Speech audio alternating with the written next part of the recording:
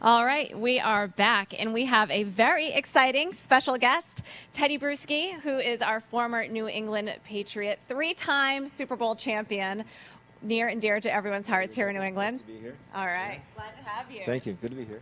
3 times. I just want to repeat that one more time. 3 times. 3 times. How's it going? It's going well. We lost a couple too, but I'll take 3 championships any day. Any day. So I got to ask you, Tedy, customer experience, center stage here today. It's what we're talking with everyone about and sort of the key message. But I think a lot of it goes back to teamwork and just sort of working together as a combined unit, getting everyone rowing in the same direction. I think that's something that being part of the Patriots, you guys really, personified in your DNA.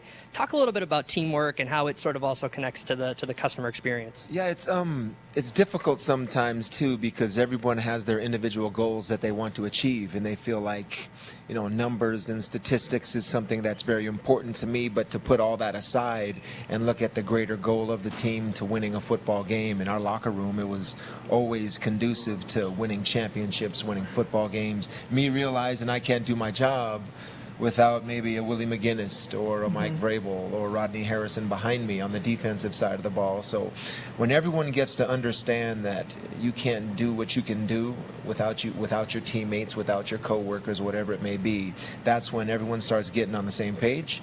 And you sometimes have to swallow a little bit of humble pie, because you have to put your own personal goals aside, but then the championships are coming. They started coming indeed. They did. And talk a little bit about, leadership from where you sit as well, because, clearly you experienced leadership on the field, as a Patriot. But, of course, now stepping out, you've been leading, I know, across a lot of charities, as an analyst, you're seeing a lot out there. So what's some of the advice that you could give on leadership in terms of leading teams to greatness? I would say, first, establish yourself as someone that's respected, that everyone can look at you and say that person knows what they're doing and they do it well.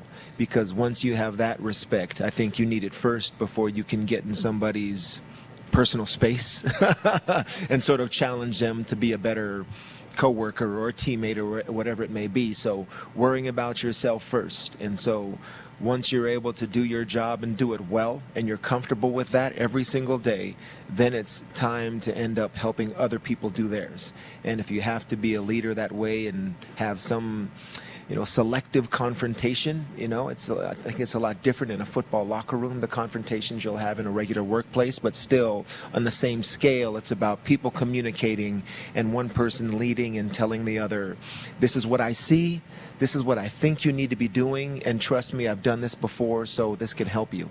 Wonderful. Did you hear that? Do your job. We know those job. words well here in New England. Engraved in the DNA. Well, Tedy, thanks for joining us here. We wish you the best of luck out there on the main stage and wish everyone else the best around the globe. Thanks for joining us. We're going to send it back to Austin at this time. Go, Pat.